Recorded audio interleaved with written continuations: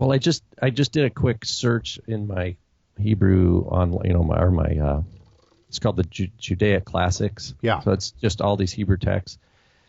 The earliest I can find is Baal HaTurim in terms of the number equivalency. He lives in the 1200s, I think, and he in his commentary on Genesis, he's big into gematria.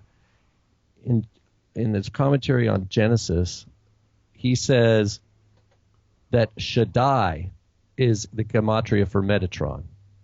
So in other words, it works out that Shin Dalet Yod, Shin, which is the word Shaddai, is 314, and then Metatron, if you spell it Mem Tet Tet Resh Vav Nun, is also 314. So it's the word Shaddai that has a gematrical value equivalency with the name Metatron, and so that for Baal HaTurim, which is what's his name? Joseph Arba or something. I don't remember his real name. They call him Baal Turim. That's what anchors that equation of Enoch with Metatron. But yeah. So then Shapiro, then, would he reject this? Would he say that? Because Shapiro's not saying that Enoch is Yeshua, is he? Wait, say that again?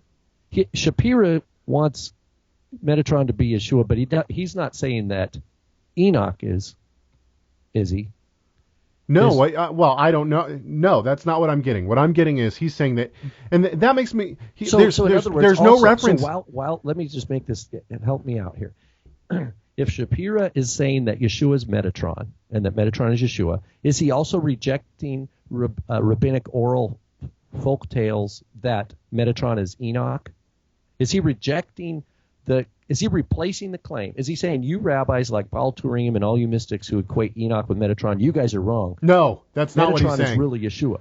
No, what he's saying is you're right. Metatron is God. No, the tradition that says Metatron is Enoch.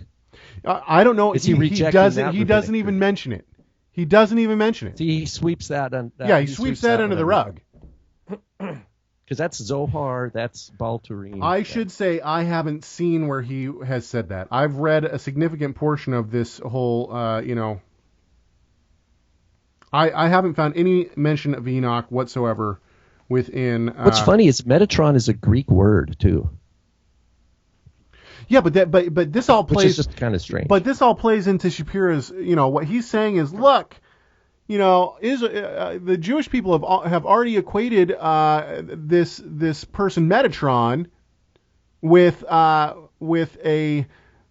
deity, with God. Okay, so it's already God. But what he's saying is that okay, in this one later prayer that we find, Metatron is also equated with Yeshua. That's what he's saying.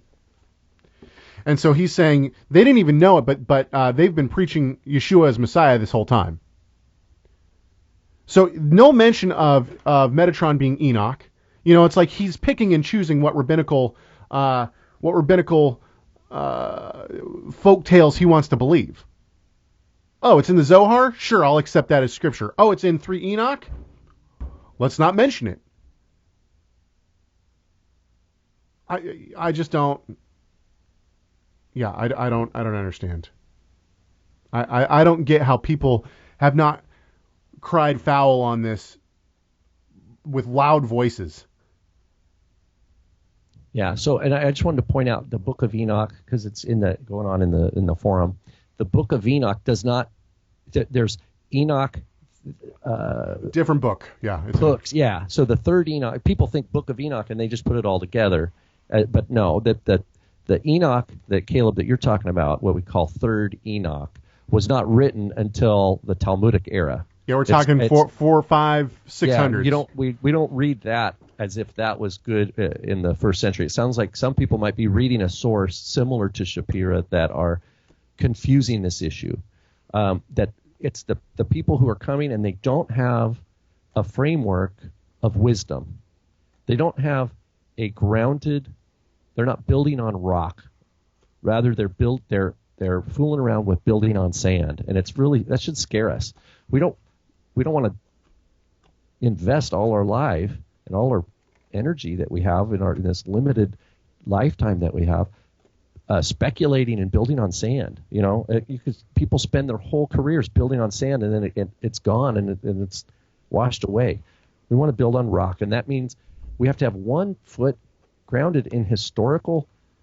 And the Bible itself trains us. That's why we have book of 1st and 2nd Samuel, book of 1st and 2nd Kings, 1st and 2nd Chronicles. These are they train us to think in terms of chronological development over time.